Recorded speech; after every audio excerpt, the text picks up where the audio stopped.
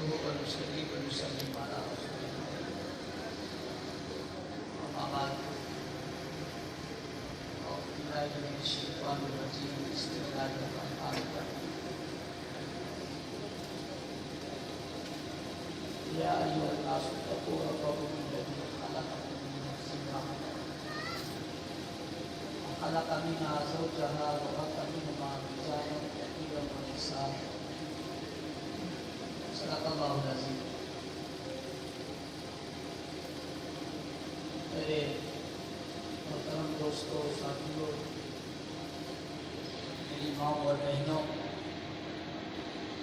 اور محترم اور مکرم علماء کرام، ایسے ہی بڑی خوشی اور مسرت کا موقع ہے کہ نکاح کی تقریب انعقاد پذیر ہے، لیکن اس کے ساتھ ساتھ اس سے بڑی خوشی اور مسرت کی بات یہ ہے کہ محفل میں تقریباً علماء کرام بڑی کثیر تعداد میں یہاں نظر آ رہے ہیں، اور شادی کی تقریب میں یوں لگ رہا ہے جیسے کوئی جلسہ ہو رہا ہو۔ مولانا صاحب نے اس بات کا ذکر کیا کہ جہاں کرسیاں بھی لگی ہوں، سامنے ٹیبل بھی لگے ہوں اور ٹیبل پر پلیٹیں بھی لگی ہوں،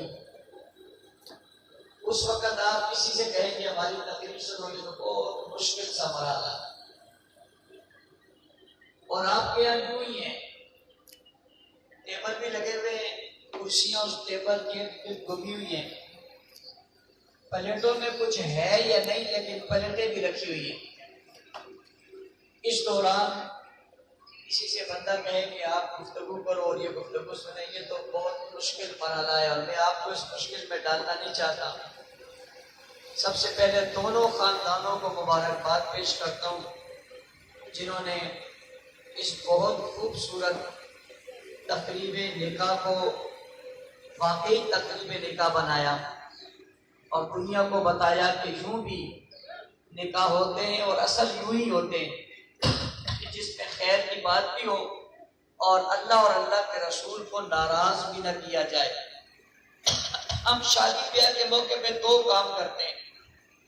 پہلا کام یہ کرتے ہیں کہ جی ہم کسی کو ناراض نہیں کریں گے، ہمارے بچے اور بچی کی شادی ہے، لہذا اگر پھپھو ناراض ہے، ماموں ناراض ہے، چچا ناراض ہے، تایا ناراض ہے، بہن ناراض ہے، بھائی ناراض ہے، کوئی بھی ناراض ہے، انہیں راضی کر کے شادی میں ضرور لانا ہے۔ یار بیٹے کی شادی ہے، بیٹی کی شادی ہے، اور حد الامکان یہ کوشش کرتے ہیں، اور بسا اوقات ایسے کام بھی کچھ کرتے ہیں جو بہت بڑے گناہ کے ہوتے ہیں، اور ہم پوچھتے ہیں یار یہ آپ نے کیوں کیا؟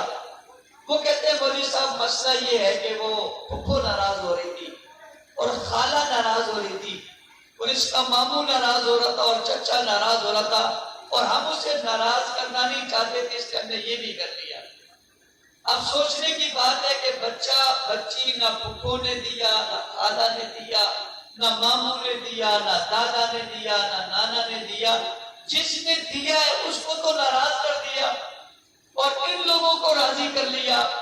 بھائی جس نے تمہیں یہ نعمت عظمی دی اور اس نعمت کے بعد یہ دن دیکھنے کو ملا کہ آپ اس دن میں خوشی محسوس کر رہے ہیں، تو جس نے دی اس کو تو کم از کم ناراض نہ کریں۔ جسے راضی کرنا تھا اسے ناراض کر دیا، اور جو راضی ہو یا ناراض ہو اس سے اس کے ایمان پر کوئی اثر نہیں پڑتا، ان کو ناراض نہیں کیا۔ تو یہ لوگ بڑے اعلیٰ درجے کے کہلاتے ہیں عام معاشرے میں کہ ہم نے کسی کو ناراض نہیں کیا، لیکن اللہ کو ناراض کرے تو اس کی کوئی پرواہ نہیں ہوتی۔ ہمیں خوشی اور غم دونوں میں سوچنا چاہیے کہ ہم اس کو ناراض نہ کریں جس نے ہمیں یہ خوشی دی ہے، جس نے ہمیں یہ زندگی دی ہے، اور وہ اللہ کی ذات ہے۔ لہذا جب ہم اس مشکل میں اللہ کو ناراض نہیں کریں گے تو روز محشر اللہ بھی ہمیں پریشان نہیں کریں گے بلکہ ہمیں خوشیاں دیں گے۔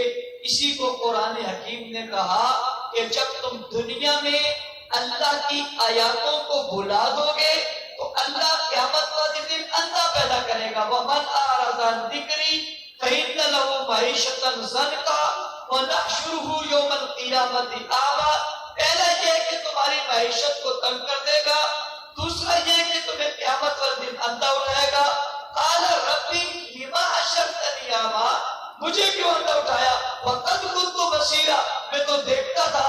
تو جواب آئے گا قال كذلك اتتك آیاتنا، جب آپ کے پاس میری آیتیں آئی فنسیت، آپ نے اسے بھلا دیا، آج میں نے تمہیں بھلا دیا. تم نے اس وقت غمی میں، خوشی میں، شادی میں مجھے بھلا دیا تھا، آج میں نے تمہیں بھلا دیا. پکار لو، آج تم کس کو پکارو گے؟ تو میرے بھائیوں، اس لیے ہمیں سوچنا چاہیے کہ ہم اس موقع پہ اللہ کو ناراض نہ کریں. دوسری بات یہ سمجھنے کی ہے کہ نکاح میں جب بھی کوئی نکاح پڑھاتا ہے 3 آیاتیں خصوصیت کے ساتھ پڑھی جاتی ہیں جسے مسنون سمجھا جاتا ہے، اور تینوں شروع ہوتے ہیں یا ایھا الناس اتقوا، یا ایھا الناس اتقوا، یا ایھا الناس اتقوا. اس کا کیا مطلب ہے؟ اس کا مطلب ہے اللہ سے ڈرو، اللہ سے ڈرو، اللہ سے ڈرو. کس بات میں ڈرے؟ حقوق میں ڈرو، اخلاق میں ڈرو، اچھی بات میں ڈرو، ایک دوسرے سے جو ہے وہ معاملات میں ڈرو، اور رواج میں، ہر چیز میں اللہ سے ڈرو. جب آدمی اللہ سے ڈرے گا تو وہ کسی سے زیادتی نہیں کرے گا، اور جب زیادتی نہیں کرے گا تو جھگڑا نہیں ہوگا. پہلی بات تو یہ کہ شادی کو سادگی سے کرو، جتنا اسے رنگین بناؤ گے اتنی مشکلوں میں پھنستے چلے جاؤ گے، اور نتیجہ یہ نکلے گا کہ ایک وقت ایسا ہوگا کہ آپ کو وہ رنگینیاں یاد آئیں گی کہ اب تو ہم مشکل میں پڑے، ہم نے اپنا سرمایہ اور رنگینیوں میں خرچ کر دیا. سادگی سے خرچ کرو، یہ نہ ہو وہ بچہ بیچارہ آدھی عمر تک تو اپنی شادی کا قرضہ اتارتا رہے. کیوں تو بڑا کیا تھا، اب قرضہ اتارتے اتارتے اس کی آدھی عمر گزر جائے. اس کو ابھی سے مشکل میں نہ ڈالو، آسانی میں ڈالو تاکہ وہ شادی کے معاملات کو نبھا سکے. یہ نہ ہو کہ شادی کے چوتھے دن دروازے پر دستک ہو رہی ہو کہ جی وہ ٹینٹ والا آیا ہے، تو ہار والا آیا ہے، تو فلاں والا آیا ہے، وہ پیسے تو ذرا دے دو، ابھی اس کی خوشی پوری نہیں ہوئی اور ابھی جو ہے وہ پیسوں کی بات آنے لگے کہ دے دو، اور یہ کہے جی میرے پاس تو ابھی ہے نہیں. یہ ماحول پیدا نہ کرو. ایک بات. دوسری بات یہ ہے کہ اپنے بچی اور بچے کو اسلامی تعلیمات سے آگاہ کرو کہ تم جو نکاح کرنے جا رہے ہو یہ ہے کیا. یہ در حقیقت جناب رسول اللہ صلی اللہ علیہ وسلم کی سنت ہے، اور صرف حضور کی سنت نہیں، تمام کے تمام انبیاء کی سنت ہے. نوع انسانی کے بڑھانے کا یہ طریقہ ہے، پاک صاف ستھرا معاشرہ بنانے کا یہ ذریعہ ہے. پاکیزہ حسب و نسب کی یہ ایک پہچان ہے، معاشرے کے اندر لوگوں میں اچھائی پھیلانے کا ایک ذریعہ ہے. لہذا نکاح کو ثواب سمجھ کر، سنت سمجھ کر، حضور کا طریقہ سمجھ کر، اور زندگی اور دنیا کے اندر سلامتی کا ذریعہ سمجھ کر یہ شادی کی جا رہی ہے. یہ محض جو ہے وہ تماشے کے لیے یا محض عیش و عشرت کے لیے نہیں ہے، بلکہ یہ اللہ کے حکم کو پورا کیا جا رہا ہے. جب یہاں آپ بنیاد میں اللہ کے حکم کو پورا کر رہے ہیں تو پھر آگے چل کے بھی آپ کو اللہ کے احکام پورے کرنے ہوں گے. اور اللہ کے احکام کیسے پورے کرنے ہوں گے کہ اس بچی کا ہر لحاظ خیال رکھنا ہوگا. پھر کیسے رکھنا ہوگا، اس پر میری تھوڑی سی بات سمجھنا. پہلی بات، یہ بچی جو آج آپ کے گھر آ رہی ہے یہ کسی کے گھر میں پلی بڑی جوان ہوئی، پلنے پڑھنے جوان ہونے کے بعد پھر وہ اپنے گھر کو چھوڑ رہی ہے. جس گھر کو وہ چھوڑ رہی ہے اس میں اس کے باپ ہیں، اس کی ماں ہے، اس کی بہنیں ہیں، اس کے بھائی ہیں، اس کا مکان ہے، اس کی گلیاں ہیں، اس کی سہیلیاں ہیں، اس کے کھلونے ہیں، اس کا بچپن یہاں گزرا، ان گلیوں میں گھومی. اور آپ جانتے ہیں بندہ جس گھر میں رہے بچپن میں وہ گھر بہت اچھا لگتا ہے، جن گلیوں میں گھومے وہ گلیاں بہت اچھی لگتی ہیں، وہ بچپن کی سہیلیاں بہت اچھی لگتی ہیں، وہ ماں باپ بہت پیارے ہوتے ہیں، وہ بہن بھائی بہت پیارے ہوتے ہیں. آپ اندازہ لگاؤ شریعت کے حکم پر عمل کرتے ہوئے اس نے سب کو چھوڑ دیا اور ایک فرد کے لیے اپنا گھر چھوڑا، ماں باپ چھوڑے، رشتے دار چھوڑے، بساؤ کا شہر چھوڑا، شہریوں کو چھوڑا، ان گلیوں کو چھوڑا، ان اپنے ماحول سب کو چھوڑا اور یک سر بدل کے ایک نئے ماحول میں آ گئی جہاں ماں باپ بھی ہو رہے ہیں، بہن بھائی بھی ہو رہے ہیں، رشتے دار بھی ہو رہے، گلیاں بھی ہو رہے، بازار بھی ہو رہے، محلہ بھی ہو رہے، سبھی چھوڑ دیا اور اس نے تیار کر لیا کہ میں نے اپنی زندگی یہاں بسر کرنی ہے۔ اس نے اپنی زندگی کی ساری نعمتیں ایک فرد کے لیے چھوڑی ہیں۔ اگر وہ فرد بھی اسے پیار نہیں دے سکتا تو اس کی زندگی کا فائدہ کیا ہوا؟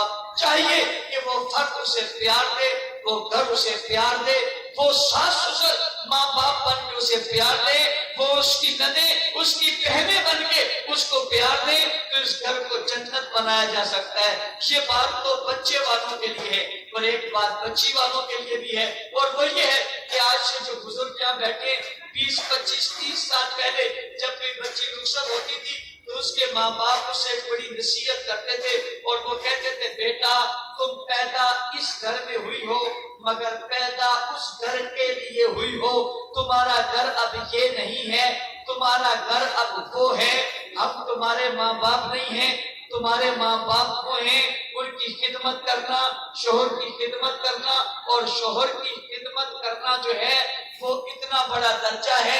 اگر اللہ کے علاوہ کسی کو سجدہ کرنا جائز ہوتا تو رسول اللہ صلی اللہ علیہ وسلم نے ارشاد فرمایا میں عورتوں کو حکم دیتا کہ اپنے شوہر کو سجدہ کریں، لیکن اللہ کے علاوہ یہ سجدہ جائز نہیں ہے، اس لیے عورتیں مرد کو سجدہ نہیں کرتی۔ اللہ کے بعد اس مرد کا اس عورت پر بہت بڑا حق ہے، لہذا اس کی خدمت کرنا، اور ہمارے گھر میں ناراض ہو کر کبھی نہ آنا، خوشی خوشی آؤ گی تو ہم خوش ہوگی، ناراض ہو کے آؤ گی ہم تمہیں چھوڑ کر آ جائیں گے۔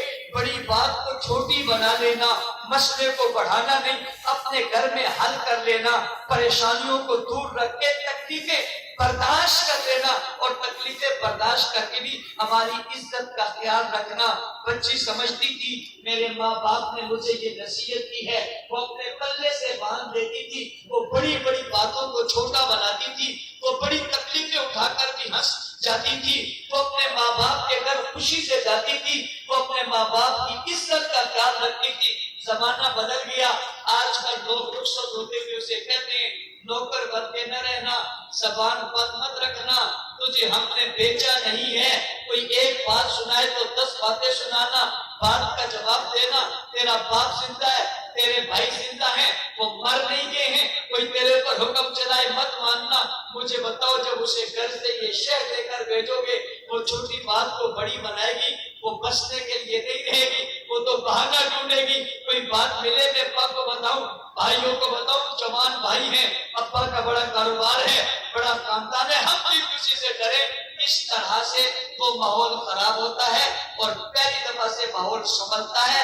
اس لیے جسے بچی دی ہے وہ بیٹا ہے، جو بیٹی گئی ہے وہ بیٹی ہے، اس کے اپنے رشتے ہیں، اس کے اپنے اقدامات ہیں، اس کی اپنی جو ہے وہ عزت ہے، اس کے اپنے حقوق ہے، شوہر اپنے حقوق ادا کرے، بیوی اپنے حقوق ادا کرے۔ ہمارے معاشرے کی بد فعلی اور بد کرداری یہ ہے کہ ہر کوئی کہتے ہیں میرا حق ادا کرو، میں کسی کا کروں نہیں کروں اس میں کوئی فرق نہیں، میرا حق ادا ہونا چاہیے۔ بیوی کہتی ہے میرا حق ادا ہو، ساس کہتی ہے میرا حق ادا ہو، اور شوہر کہتا ہے میرا حق ادا ہو۔ عزت ماں باپ سب ایک دوسرے کے حقوق ادا کریں تو جھگڑا نہیں ہوگا، لڑائی بھی نہیں ہوگی۔ میں نے اتنی باتیں اس لیے کی ہیں کہ وہ فارم میں آنا تھا، وہ جب آ جائے گا تو میں اپنی بات ختم کر دوں گا۔ فارم آ گیا ہے، سے میں ایک بات سناتا چلوں۔ شادی کی پہلی رات تھی اور شوہر اپنے کمرے میں گیا اور اسے تبلیغ کا جنون چڑھا ہوا تھا۔ اس نے اپنی بیگم سے کہا یہ بھی کرنا، یہ بھی کرنا، نفل بھی پڑھنا، اور جو ہے وہ نیکی بھی کرنا، ماں باپ کی خدمت بھی کرنا، بہنوں کی خدمت بھی کرنا، یہ بھی کرنا، وہ بھی کرنا، یہ بھی کرنا، وہ بھی کرنا۔